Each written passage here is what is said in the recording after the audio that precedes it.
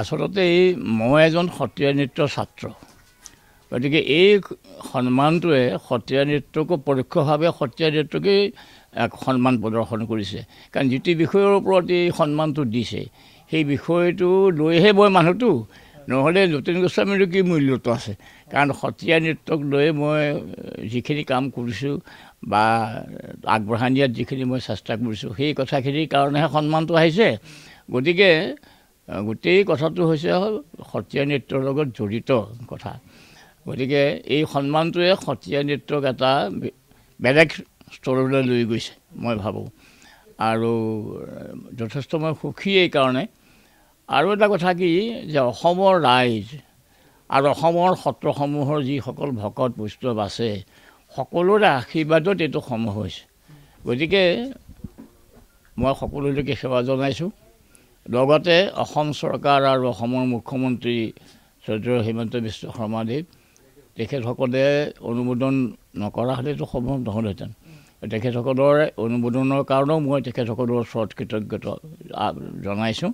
মই কৃতজ্ঞ তেখেতসকলৰ ওচৰত গতিকে এই সন্মানটোৱে অসমৰ সত্ৰীয়া নৃত্যৰ সন্মান বুলি ভাবি মই গোটেই এই সন্মানটো অসমৰ সত্ৰীয়া শিল্পীসকললৈ মই আগবঢ়াইছোঁ মই ব্যক্তিগতভাৱে এটা খুব সৰু পৰিয়ালৰ পৰা অহা মানুহ আমাৰ নিচিনা মানুহৰ কাৰণে এনেকুৱা সন্মান পোৱাটো ইমান সহজ নহয় আমি বৰ অতি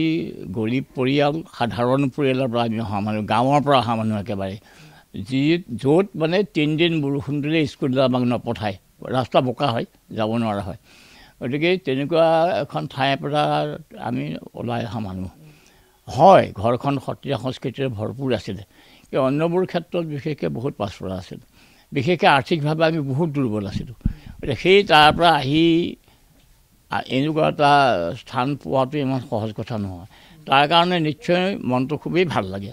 আৰু এটা কথা ভাবোঁ যে চেষ্টা কৰিলে কৰ্ম কৰিলে তাৰ ভাল ফল এদিন নহয় এদিন আহিব এইটো যেতিয়া প্ৰথম খবৰটো পাওঁ আৰু আচলতে একেবাৰে খাটাং খবৰটো মোক দিছিলে প্ৰকাশ মহন্তদেৱে ইয়াৰ আগতে মই খবৰটো তেতিয়া পোৱা নাছিলোঁ কিন্তু প্ৰকাশ মহন্তদেৱে মোক এই প্ৰথম খবৰটো দিলে যে আপুনি এইটো পাইছে মই সুধিছিলোঁ যে আপুনি কেনেকৈ গম পালে বোলে নহয় মই খবৰ পাইছোঁ আপুনি এইটো পাইছে তাৰ পাছতহে মই চব মানুহক আৰু তাৰ পাছতহে টিভিত ওলাইছে বাতৰিটো গতিকে বাতৰিটো ওলোৱাৰ পাছততো